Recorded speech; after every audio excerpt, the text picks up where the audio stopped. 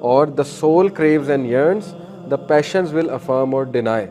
تو جو نفس ہے وہ یرن کرتا ہے، جہاں نفس امارہ کی بات ہو رہی ہے، اور جو ڈیزائر ہے، پیشن، وہ ایکشنز کی تھرو اسے افرم کریں گے یا ڈینائی کر دیں گے. ایک خواہش پیدا ہو گئی، اس کو کنٹرول کرنا آپ کے بالکل آپ کے اندر ہے، آپ اس کو کر سکتے ہیں کنٹرول. شیطان نے آپ کو ایک کہہ دیا کہ نہیں تو نہیں کر سکتا، یہ شیطان کی طرف سے ہے، لیکن وہ پورا انشاءاللہ آپ کے کنٹرول میں ہے اللہ کے فضل سے. یہ بات یاد رکھیں، اللہ کے فضل سے ہوگا اور توفیق سے ہوگا. جیسے یوسف علیہ السلام نے کہا کہ وما ابریء نفسی، کہ بے شک میں تو بری ہوں یہ جو نفس ہے اس کی خباثتوں سے. تو بے شک جو نفس امارہ ہے وہ انسان کو انکلائن کرتا ہے برائی کی طرف. اگر میرے رب کی طرف سے فضل نہ ہوتا، اللہ کی طرف سے فیور نہ ہوتی مجھ پہ، تو یہ ہے کہ معاملہ کچھ اور ہے. یہ کنٹیکسٹ بتا رہا ہوں اس آیت کا کہ حضرت یوسف نے بھی اللہ سبحانہ و تعالیٰ کی طرف سے اسٹرینتھ پکڑی اور اللہ کی طرف ہی ڈائریکٹ کیا. تو آل دا اسٹرینتھ از فرام اللہ. اسی لیے ہم کہتے ہیں لا حول ولا قوت الا باللہ، there is no power no strength except from Allah. تو اللہ تعالیٰ ہی آپ کو وہ اسٹرینتھ دے گا کہ آپ اس سے بچ جائیں انشاءاللہ. اور جو لوگ اس سے بچنا چاہتے ہیں، سورہ یوسف میں پورا میکینزم ہے. حضرت یوسف علیہ السلام اس چھوٹے سے واقعے میں کہ جو عزیز مصر کی وائف تھی، اس نے ٹریپ کیا، سیڈیوس کیا حضرت یوسف کو، اور ایک ایسے کمرے میں بلایا جہاں دروازے بند ہو گئے، اور پھر وہ دروازہ کھلا. تفسیر میں اگر آپ پڑھیں گے نا، دروازے کھلتے گئے، وہ بھاگتے گئے، دروازے کھلتے گئے.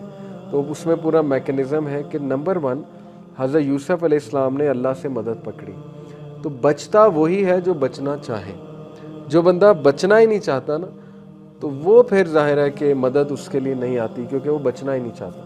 اس نے پہلے سے ٹھانی کہ میں نے سلپ ہونا ہی ہونا ہے.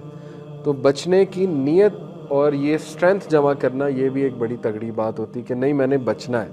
بچنے کی نیت ہوئی، اس کے بعد اللہ کی طرف سے کوئی اشارہ آتا ہے، کوئی مدد آتی ہے. سورہ یوسف آپ دیکھ لیں، اللہ کی طرف سے اشارہ آیا، مدد آئی، اور اس کے بعد دروازے کھل جاتے ہیں کہ آپ اس سچویشن سے بھاگیں، اس سچویشن میں نہ رہیں. یہ بہت امپورٹنٹ جو ہے وہ ٹپ ہے. لوگ اس سچویشن میں ہی رہتے ہیں اور ایکسپیکٹ کرتے ہیں میں بچ بھی جاؤں گا.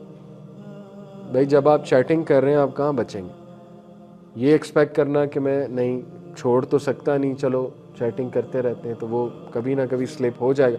اس جگہ سے آپ نے بھاگنا ہے، اس چیز کو آپ نے چھوڑنا ہے، اس چیز کو آپ نے ابینڈن کرنا ہے. نہیں بچ سکتے، ادروائز کوئی اس کا حل نہیں ہے.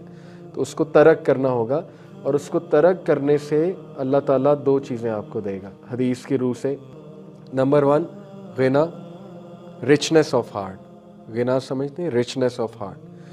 آپ کا دل وسعت آ جائے گی، آپ کے دل میں رچنس آ جائے گی، آپ کے لیے نیکی کرنا آسان ہو جائے گی. گفٹ ہے اللہ کی طرف سے. اور آپ کے لیے برائی چھوڑنا بھی انشاءاللہ اللہ آسان کر دے گا. غنا کا تعلق ہے اس ساری چیزوں سے.